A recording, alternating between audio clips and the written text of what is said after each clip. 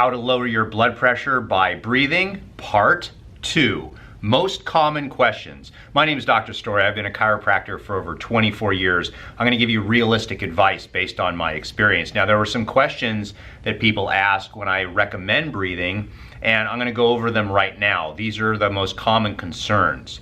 The first one is, isn't this just temporary? Aren't there other ways to lower your blood pressure? And the answer is yes and no. So, if you want to know about how to lower your blood pressure, you have a couple options. You could change your lifestyle. You could change your diet and start exercising. That will actually have a long-term effect, but has no short-term effect. You can't just change your diet and suddenly lower your blood pressure in a matter of a couple minutes. So that is a good long-term plan, but doesn't do a whole lot for you right now, especially if you have white coat syndrome. So deep breathing, as indicated in part 1, and if you missed part 1, I'll put a link down below. But if you missed part 1, I showed you exactly how to breathe, and there are 2 methods of how to do deep breathing to lower your blood pressure instantly. And what ends up happening to your blood pressure is it lowers, but it only lowers for a short period of time. Just like brushing your teeth for a short period of time cleans your teeth, but doesn't clean your teeth permanently. You can't just brush your teeth one time for a couple minutes and then all of a sudden you have clean teeth for the rest of your life. That's ridiculous. So the short-term benefits are that you are taking a break from the stress of your life and giving yourself a break for 5 minutes and doing deep breathing exercises and actually lowering your blood pressure for that period of time. Another question that people ask is, well, how does this work? Are you hyperventilating? Are you getting more oxygen into your bloodstream? The answer is no. It works by a mechanism of stimulating your parasympathetic nervous system. Now, we have kind of 2 basic divisions of our central nervous system, and that is our sympathetic nervous system as well as our parasympathetic. Now, the sympathetic nervous system is one that is always essentially on for us. If you have a stressful life, you are sympathetic dominant.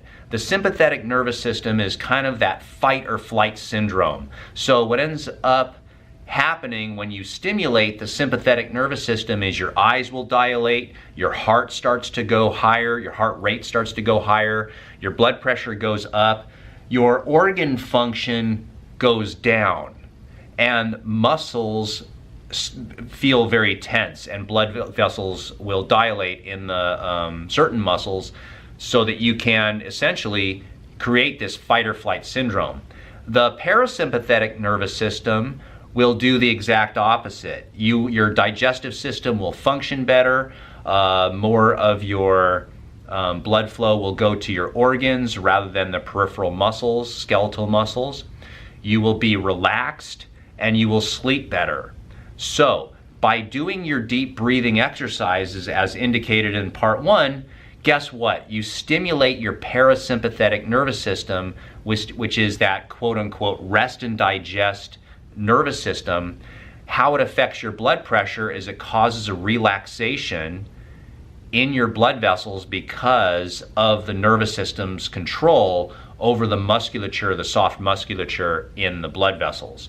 Also, it has been shown that deep breathing creates nitric oxide in our blood vessels and thus further helps dilate the blood vessels. So the third and final question that most people will ask is, how often should I do this?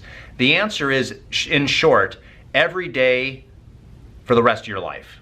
Now, that seems like a lot, and when I tell patients that, usually their sympathetic nervous system fires, and they're like, what? I have to do this forever? The answer is, well, yeah, why not? You plan on brushing your teeth every day to keep your teeth healthy.